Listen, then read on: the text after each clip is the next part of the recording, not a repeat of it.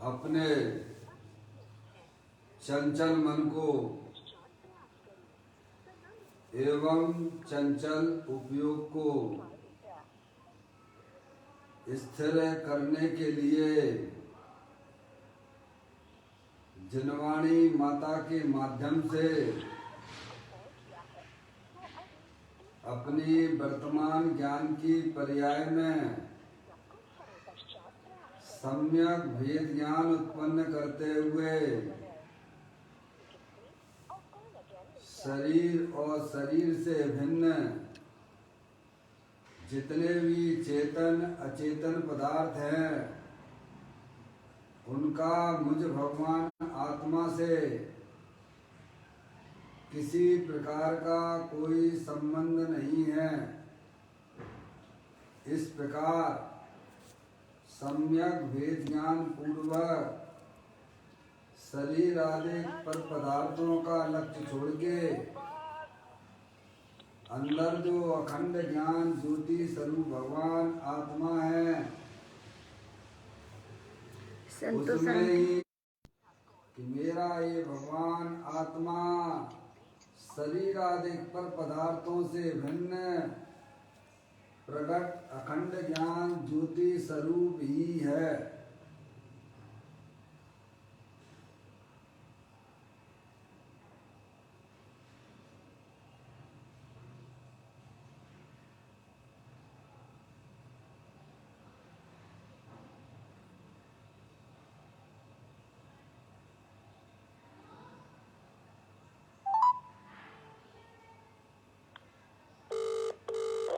इसी प्रकार से संसार अवस्था में आत्मा की पर्याय में जो विविध प्रकार के पुण्य पाप के परिणाम होते हैं वे समस्त परिणाम पर के लक्ष्य से होने वाले भाव हैं।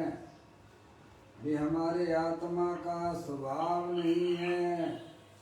ऐसे समस्त रागादिक परिणामों में एकत्व बुद्धि, ममत्व बुद्धि, कर्तृत्व बुद्धि, भोक्तृत्व बुद्धि तथा उन रागादिक परिणामों की ज्ञाता बुद्धि को भी छोड़ते हुए अंदर जो अखंड ज्ञान ज्योति स्वरूप भगवान आत्मा है जो कि पूर्ण निराकुलता स्वरूप वाला है, ज्ञान आनंद की मूर्ति है, सुख शांति का भंडार है।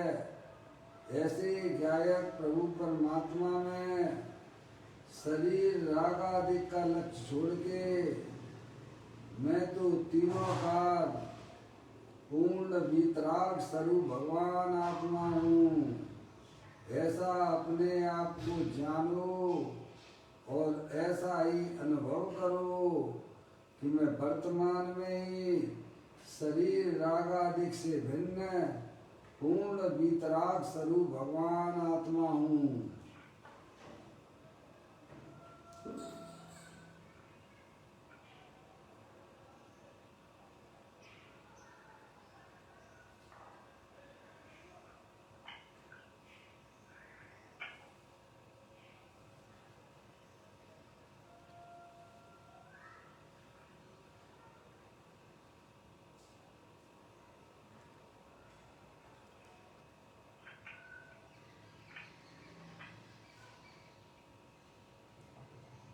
इसी प्रकार से संसार अवस्था में आत्मा की पर्याय में जो पर के लक्ष्य से होने वाला ज्ञान है वह परलक्षी ज्ञान भी हमारे आत्मा का स्वभाव नहीं है, वह तो इंद्रिय जनित ज्ञान है। इस प्रकार शरीर रागादिक और परलक्षी ज्ञान की पर्याय से भी भिन्न मैं तो तीनों काल अखंड ज्ञान ज्योति स्वरूप भगवान आत्मा हूँ। ऐसा अपने आप को जानो और ऐसा ही अनुभव करो कि मैं वर्तमान में ही शरीर रागादिक और परलक्षी ज्ञान की पर्याय से भी भिन्न अखंड ज्ञान ज्योति स्वरूप भगवान आत्मा हूँ।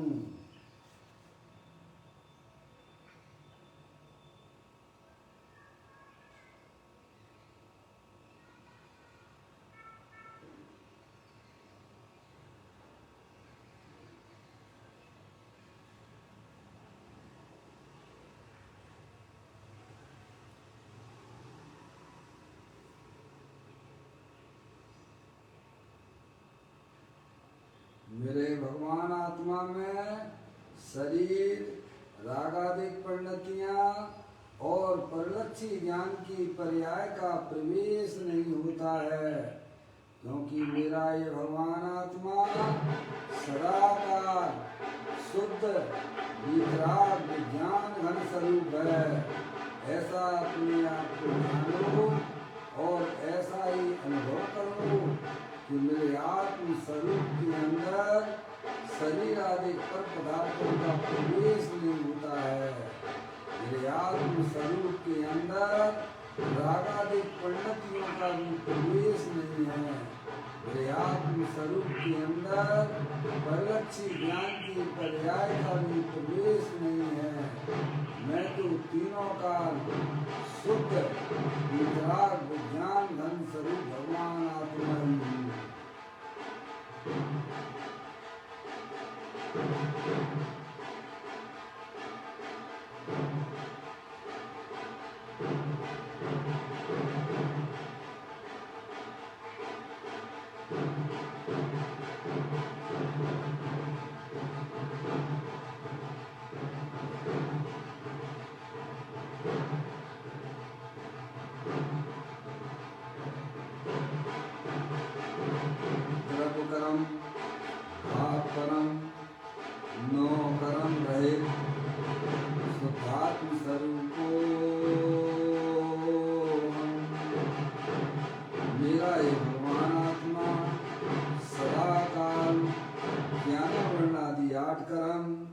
शरीरादिक 9 कर्म, मोरागदेश भाव कर्म, इन तीनों कर्मों से रहे मैं तो परम पवित्र शुद्धात्मा हूँ।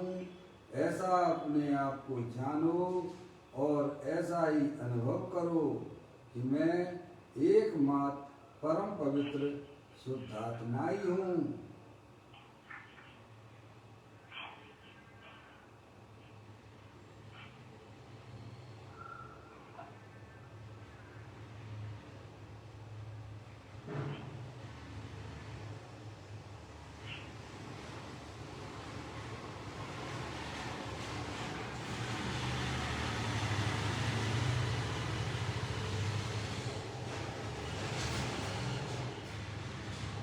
ओम नमः सिद्धेभ्यः। ओम नमः सिद्धेभ्यः। ओम नमः सिद्धेभ्यः। चिंतामणि सम स्वयं का चैतन्य तत्व महान है। निज का करूं मैं चिंतवन, निज का करूं श्रद्धानु में। शुद्धात्मा ही देव है जो गुण अनंत निदान है। मैं स्वानुभव में देख लूं आत्मा स्वयं भगवान है। मैं स्वानुभव में देख लूं आत्मा स्वयं भगवान है।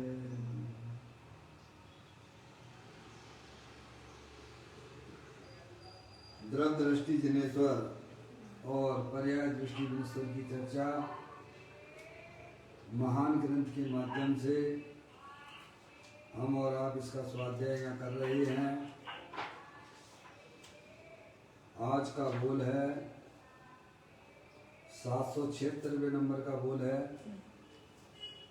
और 777 नंबर, दोनों बोल एक साथ में लेंगे। देखिएगा, पढ़ता हूँ। एक भाई का प्रश्न है, विकल्प युक्त निर्णय होने से पुरुषार्थ सहज होता है या भिन्न करना पड़ता है? 177वें नंबर के पेज पर है चर्चा। विकल्प युक्त निर्णय होने से पुरुषार्थ सहज होता है या भिन्न करना पड़ता है? पूज्य गुरुदेव श्री उसका उत्तर देते हैं, स्वान मुक्ता का पुरुषार्थ अलग करना पड़ता है। दूसरा बोल भी पढ़ लेते हैं।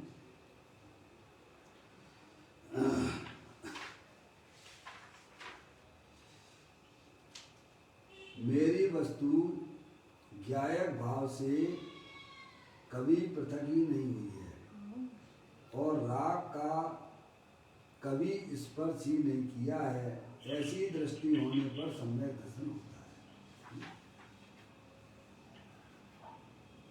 यहाँ पर ये जो प्रश्न किया गया है,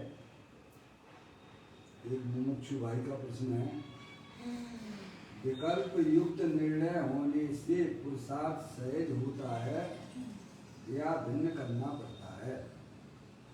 क्या वस्तु स्वरूप का ज्ञान की पर्याय में विकल्पात्मक स्थिति में यह निर्णय कर लिया गया है कि मेरी जो चैतन्य वस्तु है, अमूर्तिक प्रदेशों का पुंज, प्रसिद्ध ज्ञानादि गुणों का धारी, अनादि निधन वस्तु वह का समय आत्मा है।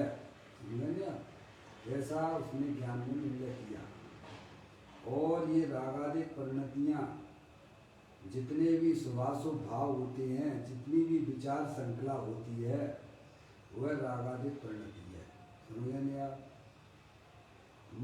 तो कहते हैं विकल्पात्मक निर्णय होने से पुरुषार्थ सहज होता है या भिन्न करना पड़ता है। इतना पक्का निर्णय हो जाए कि मैं चेतनेतर वस्तु हूँ। ज्ञान में अभी विकल्पात्मक स्थिति है और शरीर जो है वह जड़ है, स्पर्श रस गंध वर्ण वाला है और रागादिक परिणतियाँ हैं जो पुण्य पाप वाली, वे भी भाई साहब जो हैं वो मेरा आत्मा का स्वभाव नहीं है। इस प्रकार का विकल्पात्मक निर्णय होने पर क्या सहज है, पुरुषार्थ सहज होता है या भिन्न करना पड़ता है? ये प्रश्न है नहीं? तो पूज्य गुरुदेव श्री कहते हैं कि स्वान मुक्ता का पुरुषार्थ अलग करना पड़ता है। जिन्हें अपने आत्मा का अनुभव करना है तो कहते हैं प्रथम में प्रथम विकल्पात्मक निर्णय तो होना ही चाहिए। अगर वह विकल्पात्मक निर्णय आपके ज्ञान में बराबर ठीक नहीं है तो आप अपने आत्मा का अनुभव नहीं कर सकते हो, क्योंकि उसका पुरुषार्थ एक अलग है। समझ यार, पहले तो इतना पुरुषार्थ इसमें आ जाए, किसमें? कि भाई साहब मैं करता धरता नहीं हूँ, मैं जानने देखने वाला पदार्थ आत्मा हूँ, ये शरीर आदि की क्रिया करने वाला मैं नहीं हूँ। और ये जो विचार श्रृंखला हमारी आत्मा में चलती है शुभाशुभ भाव रूप से, ये अभी मैं नहीं हूँ। समझने आप? इतना निर्णय करने पर भाई साहब वो कहते कि इसके बाद भी अभी आत्मा का अनुभव नहीं हुआ है। क्षयोपम ज्ञान में इतना निर्णय तो हो गया, इतना निर्णय हुआ कि शरीर आदि की क्रिया करने वाला मैं नहीं हूँ, शरीर की क्रिया अलग है और अंदर जो जानने वाला पदार्थ है उसकी क्रिया अलग है, और रागादिक जो परिणतियाँ हैं वे भी अलग हैं। समझ गए भैया? इतना निर्णय पक्का होना पहले है, ये भी बहुत बड़ा पुरुषार्थ वाली बात है। अनादि काल से भाई साहब अज्ञानी जीव इसी में ही अटका हुआ है। समझ नहीं आप? यहाँ तक आने के बाद पूज्य गुरुदेव श्री कहते हैं कि भाई साहब ये भिन्न प्रकार का है, स्वान मुक्ता पुरुषार्थ अलग करना पड़ता है। ये क्या मतलब, क्या समझ? अभी ये आपने ज्ञान कर लिया भाई साहब, अब उसको अपने जीवन में अप्लाई भी तो करो। ज्ञान करना, ये ज्ञान गुण की पर्याय क्षोभम ज्ञान करना, समझ गए नहीं आप? श्रद्धा का काम कहाँ हुआ अभी? श्रद्धा का काम तो रह गया ना अभी, स्वानुभव करने का, प्रतीति का, समझ गए नहीं आप? तो ज्ञान तो इस जीवन में अनंत बार किया, कोई आज कोई नया कोई बात नहीं है। 11 पूर्व का पाठ ही हुआ, पूर्व के आया था हैं, ये सारे कार्य इसने अनंत बार किए हैं। भगवान की पूजा करी, भक्ति करी हैं, स्वाध्याय भी किया, अनुव्रत भी किए, महाव्रत भी किए, और यहाँ तक कि इसकी ज्ञान की पर्याय में 11 पूर्व का ज्ञान भी हुआ। तो उस 11 पूर्व के ज्ञान में क्या यह निर्णय नहीं हुआ होगा कि मैं जानने देखने वाला आत्मा हूँ?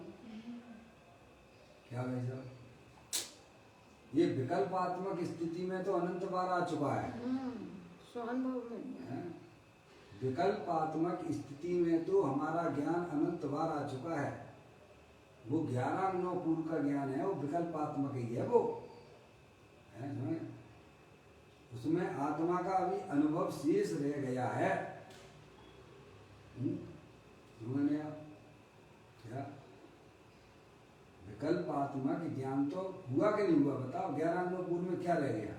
क्या वह नहीं जानता था कि अंदर में जो सुभाषु परिणाम होते हैं, रागादिक परिणाम होते हैं, भाई साहब ये हमारे आत्मा का स्वभाव नहीं है?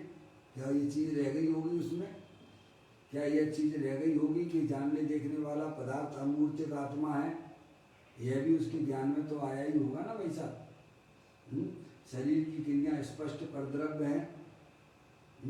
तो स्वानुभव का पुरुषार्थ एक अलग से है। वो स्वानुभव का पुरुषार्थ जो है भाई साहब, वह वास्तविक पुरुषार्थ है। इस पुरुषार्थ के बाद क्या ये विकल्पात्मक निर्णय होने के बाद कैसा हुआ निर्णय जो कहते हैं स्वान मुक्ता का पुरुषार्थ अलग करना पड़ता है। ये कैसा पुरुषार्थ है क्या? तो इसके लिए यहाँ 77वें नंबर की मूल में यह बात आई है, 777 नंबर का है ना। हाँ। तो कहते हैं मेरी वस्तु ज्ञायक भाव से कभी पृथक ही नहीं हुई है। अब ये अलग बात आ गई, इसलिए दोनों को मूल को मैं साथ में ले रहा हूँ, समझ गए आप? अब स्वान मुक्ता का पुरुषार्थ अलग से है, ज्ञान में निर्णय होने के बाद यह भी निर्णय करे साथ में कि मैं चैतन्य वस्तु हूँ, मेरी वस्तु ज्ञायक भाव से कभी पृथक ही नहीं हुई है। क्या कभी भी पृथक नहीं हुई है? जो निगूढ़ में सोई मुझ में सोई मोक्ष मजा। मेरी जो चैतन्य वस्तु है, भले ही हमारे आत्मा के संयोग में किसी भी प्रकार का शरीर रहा हो, किसी भी प्रकार के रागादिक परिणाम रहे हों, पर वह मेरी चैतन्य वस्तु कभी भी शरीर और रागादिक रूप परिणाम करती नहीं है। ये स्वानुभव का पुरुषार्थ है। ये है कि मैं तो चैतन्य रूप वस्तु हूँ, मैं तो जानने देखने वाला पदार्थ हूँ। क्या मैं कभी भी शरीर रागादिक रूप परिणाम करता नहीं हूँ। भले ही वर्तमान में कैसे भी रागादिक परिणाम हो रहे हैं, लेकिन मैं कभी भी रागादिक रूप परिणाम करता नहीं हूँ। मैं तो जानने देखने वाला पदार्थ हूँ। तो ये जब निर्णय हो रहा है, तो वहां पर उसकी जो है पर्याय जो है ना, वो स्वयं के सन्मुखता होकर काम करती है। क्या सब जानकारी में है? तो राग और आत्म जो वस्तु चैतन्य है, वे दोनों के बीच में एक जो संधि पड़ी हुई है, वहां पर वह जो क्षोभम ज्ञान वहां काम करता है। कहाँ पर? अब दोनों अमूर्तिक हैं। जहाँ क्षोभम ज्ञान जो है अंतर काम करता है, ऐसा वही तो प्रज्ञा रूपी छेनी है ना। जहाँ भेद पड़ा हुआ है वहां पर ज्ञान काम करेगा। तो जो ज्ञान जो बैरमुखी होकर काम कर रहा था, वही ज्ञान क्या अंतर्मुखी होकर कार्य करता है। तो अब पहले जो ज्ञान की जो परिणमन हो रहा था, वह मूर्तिक पदार्थ पर हो रहा था। अब उसका जो है ज्ञान का छह उपसम ज्ञान का परिणमन जो है भाई साहब कहाँ हो रहा है, किसकी तरफ जा रहा है? क्यों राग भी अमूर्तिक है और आत्मा भी अमूर्तिक है। तो राग की तरफ जा रहा है सो बर्बाद हो रहा है क्या वही ज्ञान सही में तो वास्तव में राग का ज्ञान सम्यक दृष्टि जीवों को ही होता है। क्या मैंने तो कहते मेरी वस्तु यानी चैतन्य वस्तु ज्ञाय भाव से कभी पृथक हुई नहीं है। कैसे भी रागादिक परिणाम वही आप कब के हो, आप अनादि से हो। हमें विविध प्रकार के संकलेश के परिणाम हुए, पर मेरी चैतन्य वस्तु है ना भाई साहब, तो मैं पना कहाँ आ रहा है उसका? वर्तमान पर्याय का मैं पना कहाँ जा रहा है? ज्ञाय भाव की तरफ जा रहा है।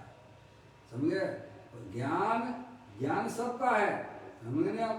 राग का भी ज्ञान है और आत्मा का भी ज्ञान है। उसमें भजन किसका है कि मेरी वस्तु ज्ञाय भाव से कभी पृथक हुई नहीं है, कभी पृथक हो नहीं सकती है। देखो 24 घंटा हमारे आत्मा में देखिएगा रागादिक परिणाम ऐसा हर समय बदल रहे हैं, लेकिन आप कैसे रहते हो? आप बदलते हो क्या? जो के तो तो उसका मैं पना पर्याय का मैं पना कहाँ पर है? बदलने वाली स्थिति पे बदलने वाले के ऊपर है कि नहीं बदलने वाले के ऊपर कार्य कर रहा है? बदलने वाली चीज का ज्ञान है और दृष्टि ज्ञायक की है। तो कहते हैं मेरी वस्तु ज्ञाय भाव से कभी पृथक हुई नहीं है और राग का कभी स्पर्श ही नहीं किया है। ऐसी दृष्टि होने पर सम्यक दर्शन होता है। क्या होता है? शरीर की बात तो छोड़ दीजिएगा भाई साहब, हैं? शरीर की क्रिया को तो वह अपनी मान्यता ही नहीं है। यहाँ तो कहते हैं कि रागादिक पंडिती जो अंदर में चल रही है भाई साहब, जिस समय राग हो रहा है उसी समय की बात है। यहाँ अर्यंत और सिद्ध परमात्मा की बात नहीं की जा रही है, समझे? सभी संसारी जीवों की बात की जा रही है और उसमें जो है सम्यक दृष्टि जीव किस प्रकार से उसे सम्यक दर्शन की प्राप्ति होती है। तो कहते हैं कि मेरी चैतन्य वस्तु जो है कभी भी का समय ऐसा दृढ़ श्रद्धान होता है ज्ञानियों को, समझे? शरीर से तो ये अत्यंत भिन्न है। जैन दर्शन में एक यही खास बात है। क्या? ये तो दुनिया जानती है कि शरीर अलग है और आत्मा अलग है। क्या कहा? शरीर अलग है और आत्मा अलग है। ये तो समस्त मत वाले ऐसा है भाई साहब, जानते हैं कि आत्मा अलग है, शरीर अलग है। लेकिन ज्ञानी वे कहते हैं कि मेरा रागादिक परिणति भी मेरे आत्मा से भिन्न है। अब रागादिक का ज्ञान किसको बतावा है? जैन दर्शन तो यहाँ से चालू होता है।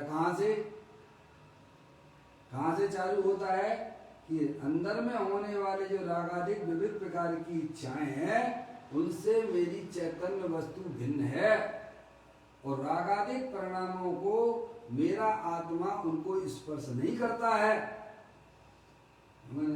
ये बात यहाँ बताई जा रही है कि मेरी वस्तु ज्ञायक भाव से कभी पृथक ही नहीं हुई है, चाहे कैसा कुछ भी आया हो। बताओ अगर ज्ञान जो है आत्मा से अलग हो जाए तो क्या आत्मा रहेगा क्या? शक्कर में से अगर मिठास जो है अलग हो जाए तो क्या यह शक्कर वस्तु रहेगी क्या? नहीं रहेगी। तन में है, समझे? तन्मय कैसे है? वह द्रव्य से तन्मय, ज्ञान तन्मय अपने द्रव्य से है। तो उसके पकड़ में क्या आया? ज्ञान पकड़ में आया कि वस्तु पकड़ में आई? क्या पकड़ में आया? चाहे कैसी भी स्थितियां परिस्थितियां बनती हों, यहाँ तो आचार्य कुंकुन देव 185वें नंबर की गाथा में समय सार जी में कहते हैं कि प्रचंड कर्म का उदय आने पर भी ज्ञानी अपने ज्ञानत्व को नहीं छोड़ता है। उसे अंदर में पूर्ण विश्वास है कि मैं चैतन्य रूपी वस्तु हूँ और कभी भी अपने ज्ञान को कभी छोड़ता नहीं हूँ। ये राग आदि शरीर आदि तो क्षण भंगुर तत्व है, समझ नहीं आप? ऐसा ज्ञान और श्रद्धान जिस जीव को होता है उसका नाम सम्यक दृष्टि जीव है। और उसकी पर्याय भाई साहब अपने आप को पर्याय रूप से नहीं देख रही है, द्रव्य रूप से स्वीकार कर रही है। किस रूप से स्वीकार करती है? वो तो ऊपर जो ऊपर किया गया था वो तो निर्णय था। क्या था वो? निर्णय था। वहां तो जो है भेद करके उसने का समय ज्ञान किया था। और यहाँ पर क्या अंतर आ गया? यहाँ पर ये आ गया कि वो जो है द्रव्य स्वभाव है वह उसकी पकड़ में आ गया, दृष्टि में आ गया है। पर्याय पे से दृष्टि हट गई और स्वभाव की दृष्टि हो गई कि मेरी वस्तु ज्ञायक भाव से कभी पृथक ही नहीं हुई है और राग का कभी स्पर्श ही नहीं किया। ऐसी दृष्टि होने पर सम्यक दर्शन होता है।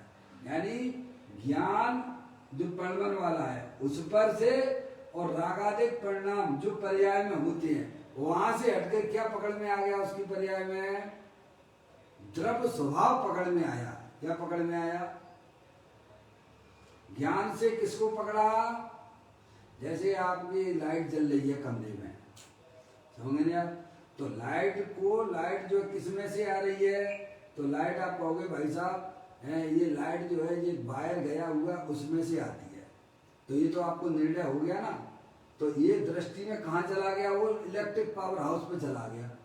तो एक वर्तमान पर्याय को जब उसने देखा तो ये किस में से आ रही है? तो पावर हाउस में से, इलेक्ट्रिक पावर हाउस में से आ रही है। ऐसे ही ज्ञान को जानकर उसने किसको पकड़ा? द्रव्य स्वभाव को पकड़ा। किसको पकड़ा है? समझ रहे हैं आप? तो दृष्टि कहाँ चली गई उसकी? द्रव्य स्वभाव के ऊपर गई, पर्याय से हट गई। समझ रहे आप?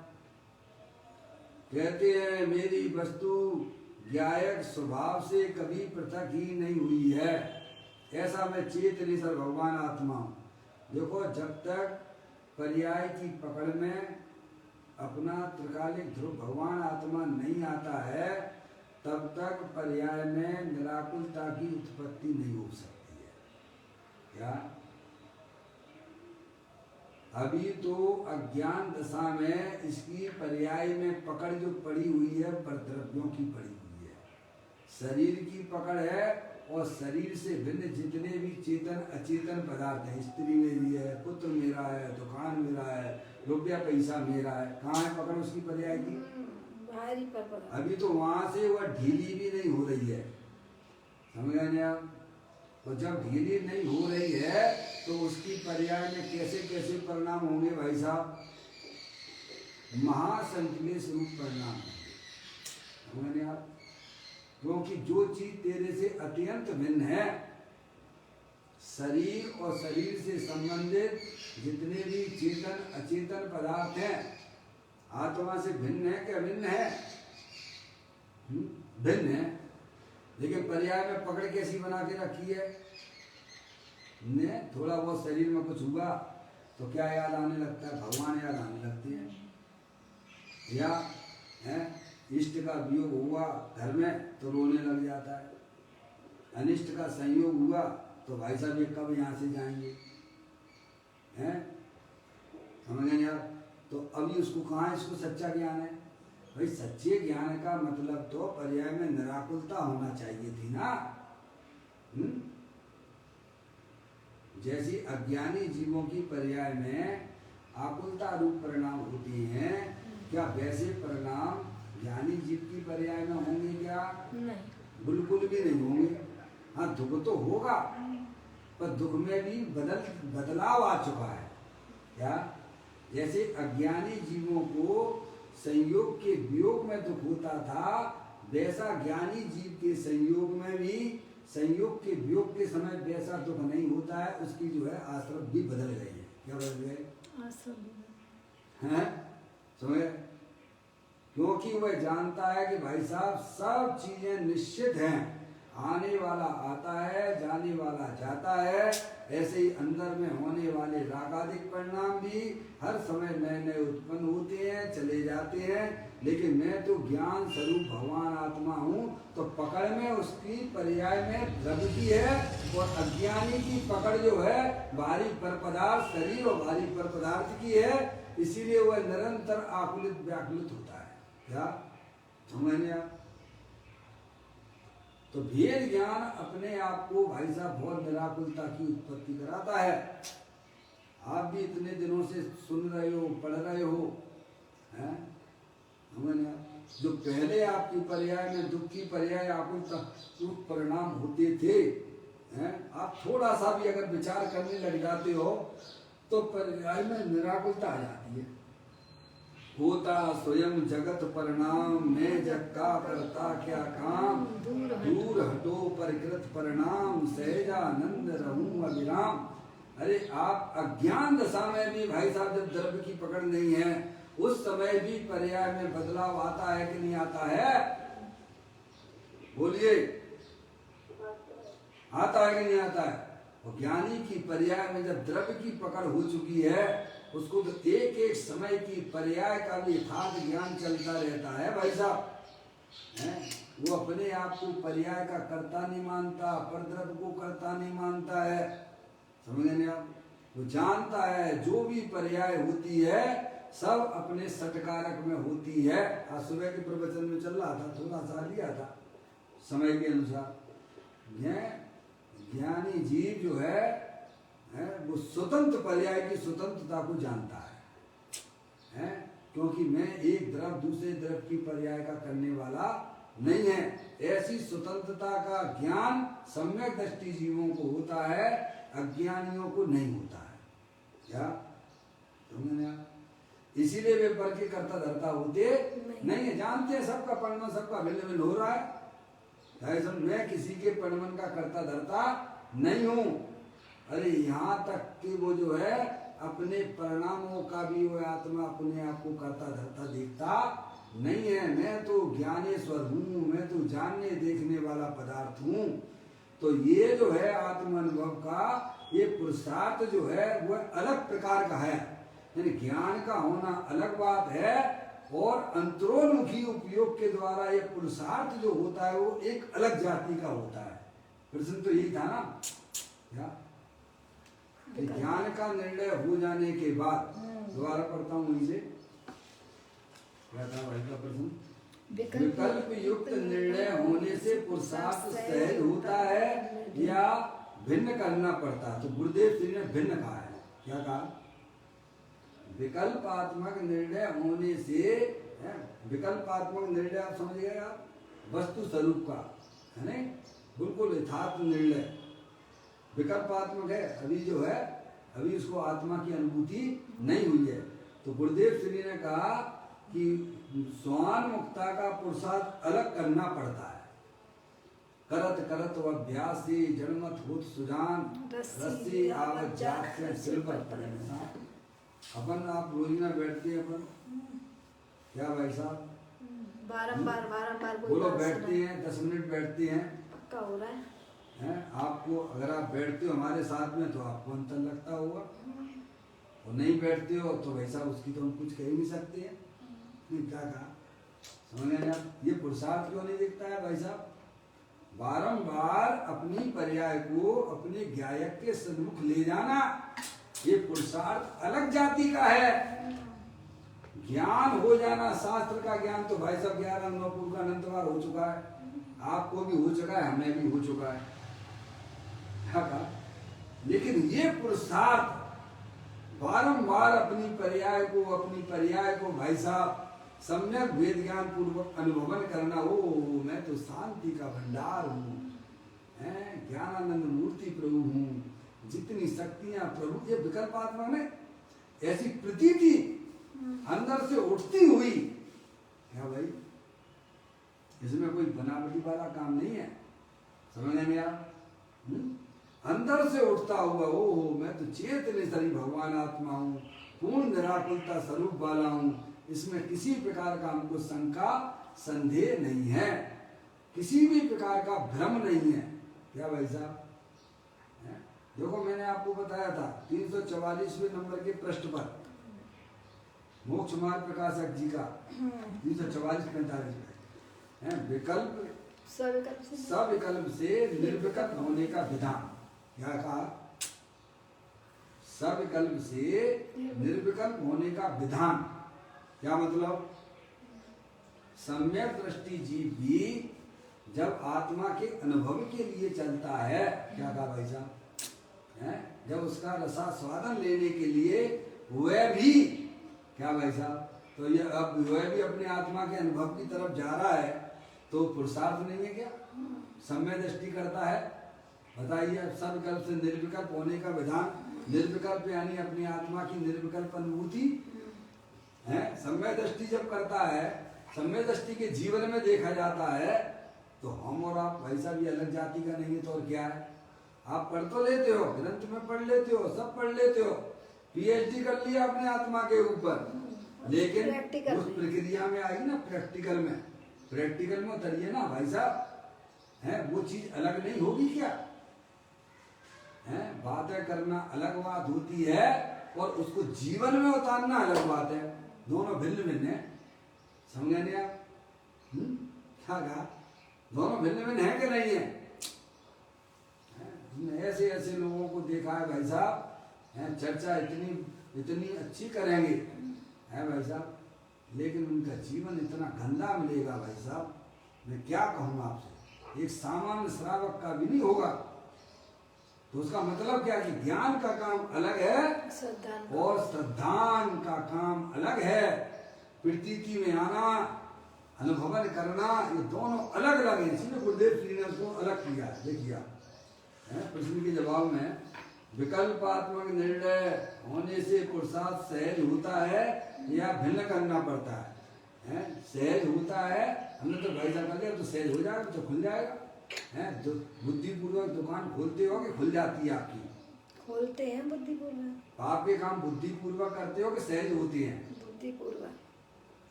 बुद्धिपूर्वक करते हैं। पाप के काम बुद्धिपूर्वक, पुण्य के काम बुद्धिपूर्वक, और आत्मा का अनुभव सहज हो जाएगा। क्यों भैया? मोक्ष मार्ग प्रकाशक में तो ये बातें की है ना कि पुरुषार्थ से ही मोक्ष की प्राप्ति होती है। क्या कहा हमने? तो सम्यक दर्शन की प्राप्ति कैसे होगी भाई साहब? पुरुषार्थ से ही होगी। है ज्ञान कर लिया और हो जाएगा, सब सहज हो जाएगा? कहते नहीं, इसका आपको पुरुषार्थ करना पड़ेगा। कैसे करना पड़ेगा? तो क्या स्वान मुक्ता का पुरुषार्थ अलग करना पड़ता है। जो अपना आप जो है 10 मिनट करते हैं भाई साहब, क्या आप उसे और बढ़ाइए, जितना बढ़ा सकते। बढ़ाना क्या पड़ता है? जब उसको अपने आत्मा का आनंद आने लग जाता है, वस्तु स्वरूप को जानने पर उसको सहज में ही कैसे बारंबार समझ नहीं आप? तो सहज का मतलब ये नहीं लेना कि भाई साहब तो हो जाएगा, लाठी खुल जाएगी, ऐसा नहीं है उसका अर्थ। बारंबार बैठिए, आप बारंबार बैठिए, अपने आप को चेतनी रूप से देखिएगा। अरे सोते हो तो उस समय भी भाई साहब अपनी पर्याय का संबंध अपने द्रव्य के साथ में रख के लेटिएगा। क्या भाई साहब? अभी तो द्रव्य का पता नहीं, पर्याय का पता नहीं है। समझ गया? क्षोभ ज्ञान जरूर अच्छा हो गया भाई साहब, बातें ज्ञानियों की करता है, कार्य अज्ञानियों जैसे होते हैं हमारे। सही बात है। इसलिए ज्ञानी हमें समझाते हैं कि भाई साहब ये जो है आत्म अनुभव का जो पुरुषार्थ है वह अलग से है। समझ गए आप? वह पर्याय बिल्कुल निरपेक्ष होती हुई ज्ञान की, जो शुद्ध ज्ञान की पर्याय है, समस्त पर द्रव्यों से भाई साहब पर द्रव्यों का उसमें लक्ष्य छूट जाता है।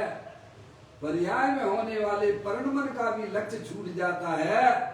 समझे? अब वह पर्याय निर्विकल्प होती हुई अपने क्या है प्रभु परमात्मा। तो ये अभ्यास आप अपने जीवन में जितना जितना बढ़िया अभ्यास करोगे भाई साहब, है इसीलिए तो ये क्या समय कठिन क्यों हो रही है? अपनी वस्तु अपने लिए कठिन क्यों हो रही है? क्योंकि हम जीवन में कभी अभ्यास करते नहीं है। हाँ 10-15 मिनट भी बैठते हैं भाई साहब तो देखो अपने आस पास का परिसर कैसा रहता है, बोलो कैसा रहता है, आप बोलिएगा है। उसमें भी कितनी आवाजें हैं, कितना डिस्टरबेंस है, निराकुलता से बैठना ही नहीं सीख रहे हो। ये क्यों नहीं पुरुषार्थ लगता है? समझ ना, वास्तव में जिन्हें अपने आत्म कल्याण करना है उन्हें सच्चा ज्ञान करके बारंबार, अरे भाई साहब बारंबार बारंबार बारंबार है, तब वह पर्याय अपनी जगह वो भाई साहब द्रव्य में जाके बैठती है। ये कहने की बातें नहीं है, आप स्वयं प्रैक्टिकल में उतरिए तब आपको समझ में आएगा कि पुरुषार्थ से मोक्ष की प्राप्ति होती है कि भाई साहब सहज हो जाती है। समय दर्शन की प्राप्ति जब पुरुषार्थ अभी हम 10 मिनट बैठ जाए भाई साहब हैं, कितने डिस्टरबेंस हो रहे हैं बताइए, कितना हमारा उपयोग चंचल रहता है, और चंचलता को कैसे रोकोगे भाई साहब हैं? अरे साहब पता नहीं, हम जब ध्यान में बैठते हैं पता नहीं हमारा उपयोग कहाँ से कहाँ चला जाता है। क्यों चला जाता है? क्योंकि पर्याय में मुख्यता तो पर द्रव्य की पड़ी हुई है ना। पर्याय में मुख्यता जब द्रव्य की हो जाती है भाई साहब, अब भगवान की पूजा करते हो, भक्ति करते हो, पता नहीं उपयोग कहाँ कहाँ भटक जाता है, क्यों चला जाता है। अपने उपयोग से पूछिए, इससे पूछिए भाई साहब, अपने आत्मा को स्वयं गुरु बनाइए। सबसे बड़ा गुरु कोई अगर है तो आपका सबसे बड़ा आत्मा ही है। आत्मा ही देव है, आत्मा ही गुरु है, आत्मा ही चलता फिरता शास्त्र है और आत्मा ही संवेद शिखर है। समझे? आत्म ही है देव निरंजन, आत्म ही सतगुरु भाई, आत्म शास्त्र धर्म आत्म तीर्थ आत्मा सुखदाई, आत्मन ही है रत्नात्रय पूरित अवगान सुखदान, ऐसे देव शास्त्र सत्य गुरुवर आत्म तीर्थ में करे स्नान। समझ गए आप? ज्ञान करना बात अलग है और भाई साहब अंतरोन्मुखी अपने उपयोग अपनी पर्याय को द्रव्य के सन्मुख करना एक अलग पुरुषार्थ है। समझे? वीर गुण का काम है। किसका काम है? ज्ञान करना ज्ञान गुण का काम है, दान करना श्रद्धा गुण और अपनी पर्याय को अपने द्रव्य के सन्मुख करना भाई साहब श्रद्धा और चारित्र गुण का काम है। समझ नहीं आप? इसीलिए कहते हैं मार्ग वीरों का है, कायरों का नहीं है। एक बार तो करना पड़ेगा, एक बार पर्याय का जो है झुकाव द्रव्य के सन्मुख जहाँ हो गया फिर वो सहज फिर क्या हो जाता है? तो सहज सब एक बार पर्याय की जो है झुकाव जो हो जाए, ढलान जो हो जाए, एक बार द्रव्य के सन्मुख हो जाए भाई साहब, अंतर्मुख हो जाए फिर कहते सतगुरु कहे सहज, सतगुरु कहे सहज का धंधा वाद विवाद करे सो क्या, फिर तो सहज का धंधा हो जाता है भाई साहब। समझ में आया?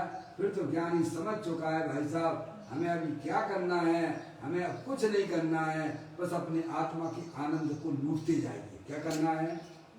समझ में आया? ऐसी कुछ सुंदर सुंदर बातें हमारे ग्रंथ के अंदर विद्यमान है। हमें उनके भावार्थ को, उनके अर्थ को समझना चाहिए। यहाँ पर कुछ गुरुदेव श्री ने कहा उस प्रश्न के जवाब में कि भाई साहब जो है सहज नहीं होता है, ज्ञान होने के ज्ञान में निर्णय होने के बाद पुरुषार्थ जो है द्रव्य के सन्मुख होकर वह जीव जब करता है वह पुरुषार्थ से प्राप्त होता है।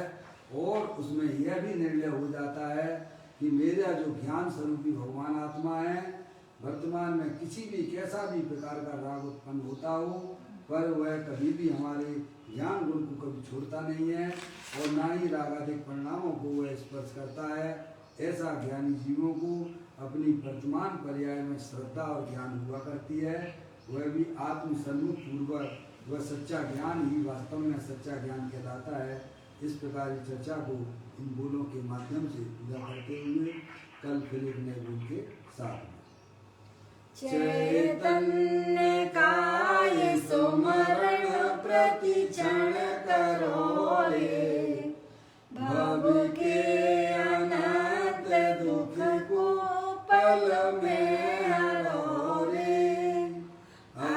अक्षय अनंत निज शोक निदान पाओ गाओ रे नित इसी के गीत गाओ। 9 बार नमो करूं।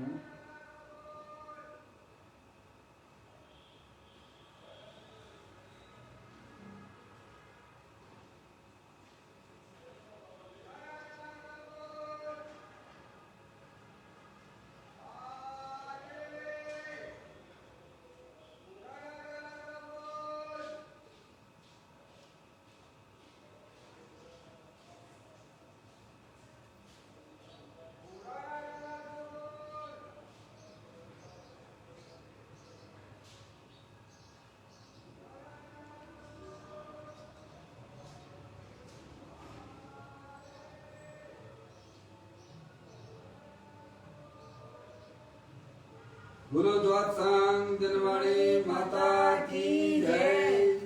महाजैन धर्म की जय। सभी